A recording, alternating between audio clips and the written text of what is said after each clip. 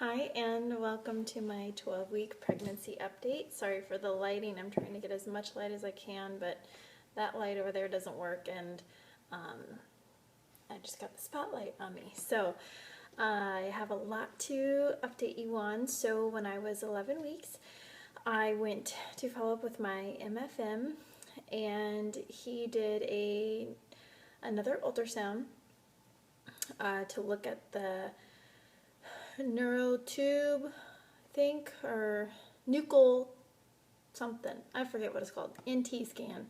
And they look at the fold behind the neck as a marker for Downs or any other type of abnormality that is associated with that reading. You want it to be, I think, below 3 millimeters or 2 millimeters.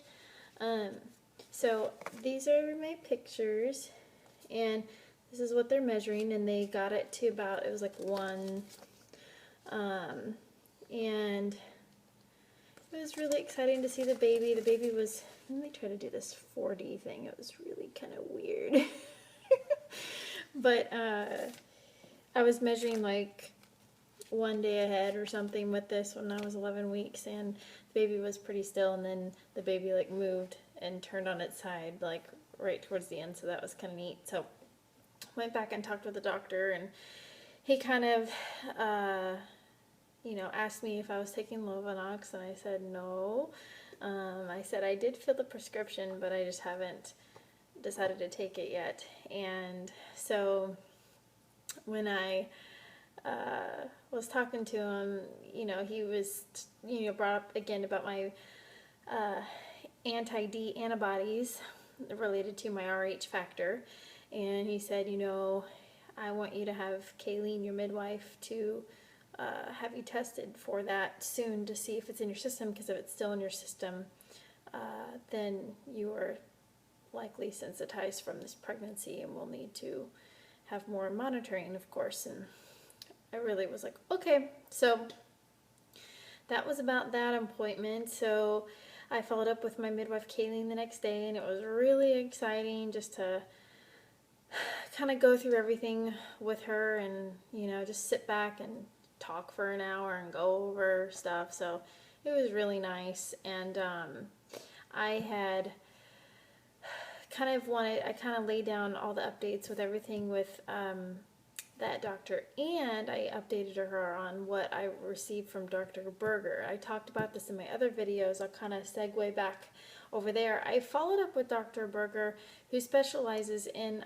holistic prenatal health, and also he's developed a protocol to help defer autism, and women who have kind of gotten on this protocol. He hasn't had any none of his clients or patients have had children with autism. So he specializes with MTHFR as well, and you do have to pay out of pocket. It is kind of pricey, but it's just because it's not really supported by a lot of insurances and just where healthcare is going right now, unfortunately. He decided to really kind of look in depth. We talked about, he asked me how long I was on L-methylfolate before I got pregnant, and I said it was about a couple weeks to 2 to 3 weeks before I got on the full dose, because I had to work myself up because I started taking methylcobalamin, which is a type of B12, and that allows you to process the methylfolate. It's all about this methylation cycle, and so if you can get that going, then it helps bring your homocysteine down, and the whole cycle starts working better. And there's also other B vitamins, like B6 and B2, I think. I have to go look. I'll do a video on this. If anybody's interested, I can do a whole video about MTHFR and what I've learned through this, because it's been very helpful. So he decided to so he ended up telling me that my MTHFR, he felt that I was fully covered in the area, because I am only heterozygous with the C677T mutation, so I have more of the mild form. And he looked at all my numbers, that the MFN had pulled, and he saw my protein S deficiency and saw all the other little red flags with my anti-cardiolipin, and I think there was one other thing on there, but it was all borderline. And he said, you know, my wife, when I took her down to the MFM down in South Florida, who kind of got me onto this whole MTHFR with L-methylfolate thing, you know, was always kind of like, well, if it's interdeterminate, treat it. And that's where my numbers are. Even though it's borderline, it was considered interdeterminate. So he kind of said, you know, what I would recommend, but it's totally up to you. But he was kind of saying to do my Lovenox for the first trimester when everything is smaller, and it's easier to clot when things are smaller, and then to get off of it after the first trimester. That's what his wife did because she had some issues, and then, you know, so he kind of was like still throwing it back on my court, just kind of saying, you know, it's just, you're so borderline, it's just kind of this tough decision type of thing. So that was kind of good to kind of feedback off of that a little bit. And then he did some extra tests. He looked at my thyroid, and he actually said, well, did you ever get your reverse T3 tested? And I'm like, no, I've never heard of reverse T3. And he pretty much explained it as it is like a key that goes into a lock, and it goes in, but you can't turn it. And it mimics what T3 does. T3 actually, you can put the key in and turn it. But if you can stick the key in, because you're reverse T3, your body actually thinks it's truly T3. And so he said that a lot of times if you have elevated levels of this and you have a certain ratio of reverse T3 to, I think, free T3, then it is actually, you could be considered functional hypothyroid. So I thought, this is interesting. And I read some other people who kind of had kind of ventured onto this, but a lot of people aren't really on board with this theory. But I've always thought that I was a little hypothyroid, and I've had some of that in the past. And, you know, I actually had to be on medication for hypothyroid at one point. The bunny's hopping around.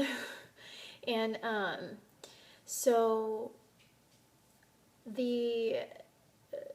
it would make sense to me if I really did have it, even though my TSH didn't actually reveal it. Anyways, so he looked at that. He wanted to retest my vitamin D3. He wanted to look at any kind of antibodies regarding to thyroid that might relate to Hashimoto's. He also looked at gluten and casein intolerance, and wheat intolerance. So I got all these tests back, and come to find out, my reverse T3 was high, and he did this ratio thing, and you wanted it, I think, to be greater than 20, and mine was 11. So he started to treat me with T3 alone. A lot of people get on Synthroid, which is like, I think, a T4 and a T3 combination, or it's just T4, I forget which one. But he had me just do T3, 5 micrograms, very minimal dose, and I'm getting retested in 3 weeks to see how it's adjusted things. So I'm excited that that's being addressed, because it's very important in pregnancy to have your thyroid optimal. At the same time, he also found out that I do have some thyroid antibodies which are related to Hashimoto's. So I think the number range was around like point something to 1 something, and mine was 6.5. So it wasn't crazy, because I know some people have Hashimoto's and it's like 500 something. But I do show some autoimmune response attacking my thyroid. At the same time, he also found some wheat intolerance that my numbers were high. So he recommended me to go gluten-free, because wheat is a part of gluten, and he said that there's some research showing that if you go gluten-free, it can decrease the amount of antibodies in your system, because the antibodies still can cross the placenta and affect the baby. So if you can go gluten-free, that can hopefully decrease some of those antibodies.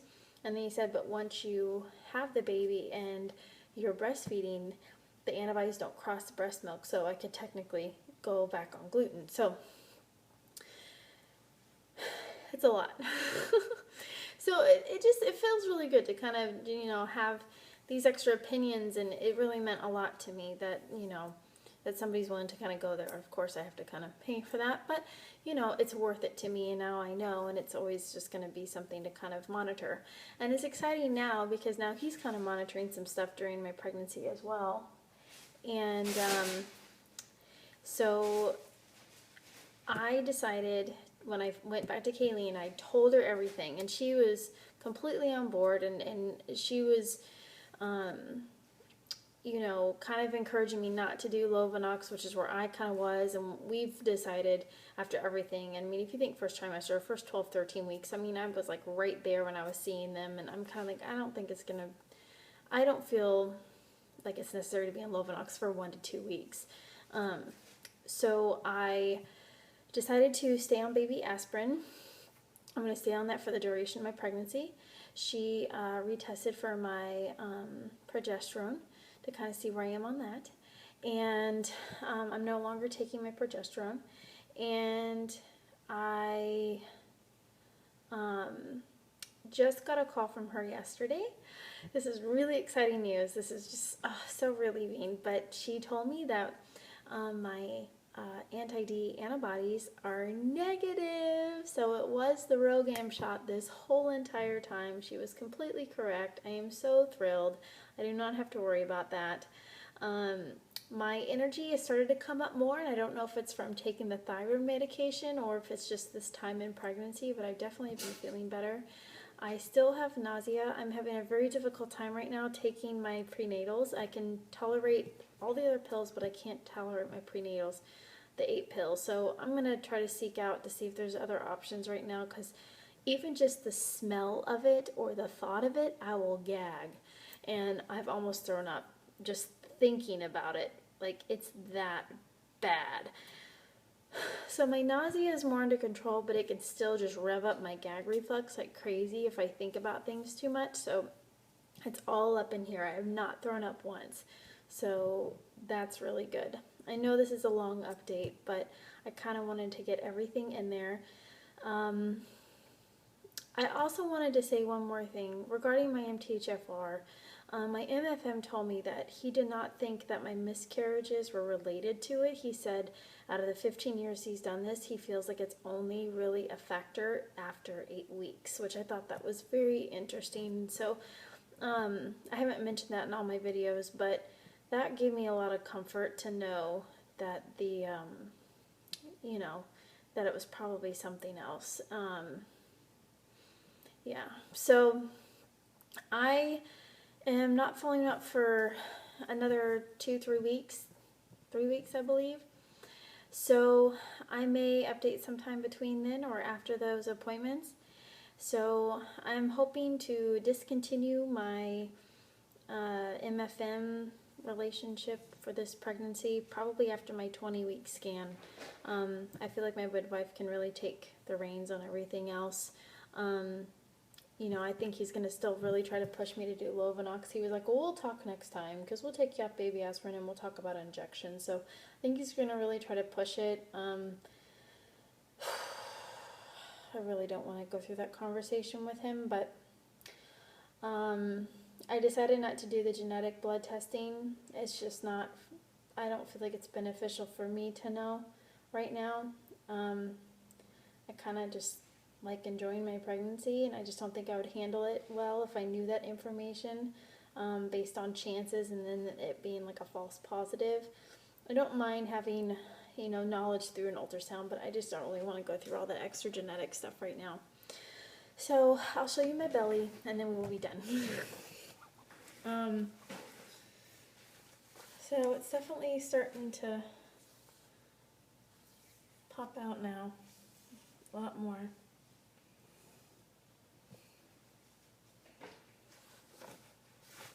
And yeah, you can kind of see it there. Other symptoms, I'll say I've had a little bit of discharge